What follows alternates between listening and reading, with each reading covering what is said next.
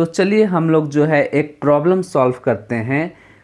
3 metre height का कोई एक इंक्लाइंड प्लेन है, वहाँ से कोई सिलेंडर जो है रोल करते करते जो है नीचे की तरफ आ रहा है। जब बॉटम में पहुँचता है उस समय उसकी एंगुलर वेलोसिटी 2√2 रेडियंस पर सेकेंड है। तो उस सिलेंडर का रेडियस कितना है जो कि रोल कर कर नीचे आ रहा है।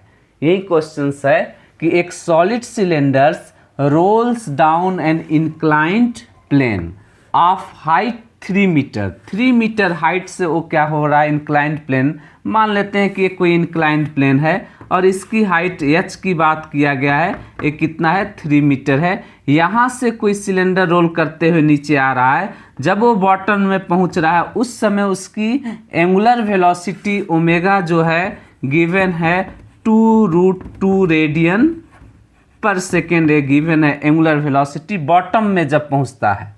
Then radius of cylinder must be, जो सिलेंडर चूज किया गया है, जो सिलेंडर रोल करते हुए नीचे की तरफ आ रहा है, उसका रेडियस कितना है, इसको आपको निकालना है। तो कैसे कैलकुलेट करेंगे? किसी इंक्लाइंड प्लेन से रोल करता हुआ सिलेंडर जब बॉटम में पहुंचता है उस समय उसकी एंगुलर वेलोसिटी गिवन हो और जिस हाइट पे वो इंक्लाइंड किया है वो गिवन है, तो कैसे जो है हम लोग जो है उस सिलेंडर का रेडियस को कैसे कैलकुलेट करें। तो हम लोग जानते हैं रिलेशन जो है एंगुलर वेलोसिटी और लीनियर वेलोसिटी के बीच में जो रिलेशन होता है v बराबर r ओमेगा के इक्वल होता है। यानी ये जो रेडियस r को यदि कैलकुलेट करें तो r बराबर जो होगा v डिवाइडेड बाई ओमेगा के इक्वल होगा। अब यहाँ से हमें ओमेगा पता है कि जब बॉटम में आ रहा है, क्वेश्चंस में गिवन है कि ओमेगा किसके इक्वल है, तो v divided by 2√2 radian per second. यानी अगर हम फाइनल वेलोसिटी को कैलकुलेट कर लेंगे तो इस क्वेश्चंस को सॉल्व कर पाएंगे।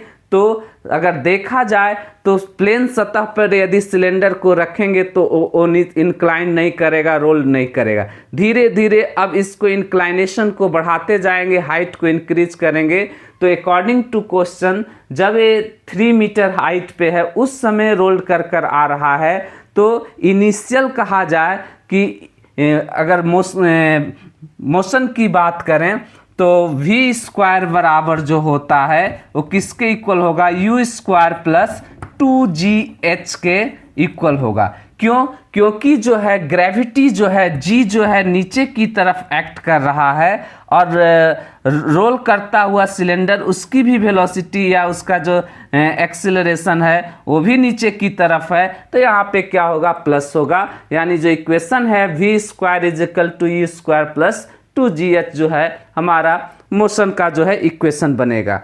अब रही बात कि जो इंक्लाइनेशन के कारण जो है सिलेंडर रोल कर कर नीचे की तरफ आ रहा है।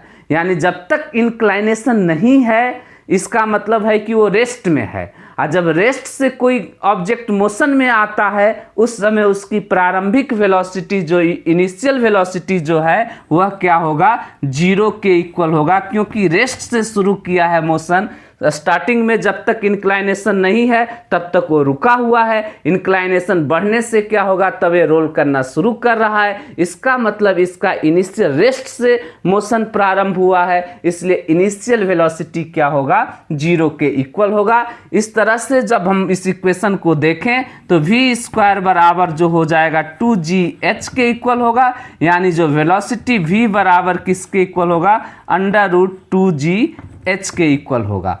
चूंकि हमें गिवन है डाटा इस हाइट 3 यानी 2 और g को हम लोग कंसीडर कर ले रहे हैं, g बराबर जो है 10 मीटर पर सेकेंड स्क्वायर, यानी 2 इंटू 10 इंटू जो है h is equal to 3, this is equal to √16 जो है हमें जो है वेलोसिटी प्राप्त हुआ। तो क्वेश्चंस में रेडियस पूछा गया है कि सिलेंडर का रेडियस कितना होगा, तो यहाँ पे हम लोग इस वेलोसिटी को पुट कर देते हैं। तो r बराबर जो हो जाएगा √16 डिवाइडेड बाय 2√2।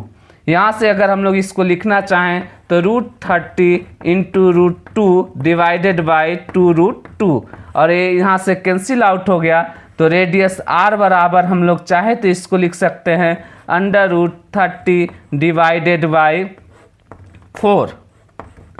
और इसे यदि सॉल्व करें तो हमें जो है कुछ इस प्रकार से जो है 15 डिवाइडेड बाई 2, एंड इसको अगर सॉल्व किया जाए तो अप्रॉक्सीमेटली मान लेते हैं कि ये जो है √5 के मीटर के जो है इक्वल प्राप्त होगा। तो इस प्रकार से जो है हम लोग इस सिलेंडर का जो है रेडियस को कैलकुलेट कर पा रहे हैं। तो चाहे वो सिलेंडर हो, चाहे हमें स्फीयर हो, चाहे डिस्क हो, तो हम इस प्रकार से उसका रेडियस को कैलकुलेट कर सकते हैं। तो आई होप कि इस क्वेश्चन के माध्यम से आप समझ पाए हैं कि किस प्रकार से जो है इस क्वेश्चन को सॉल्व करेंगे। Thank you.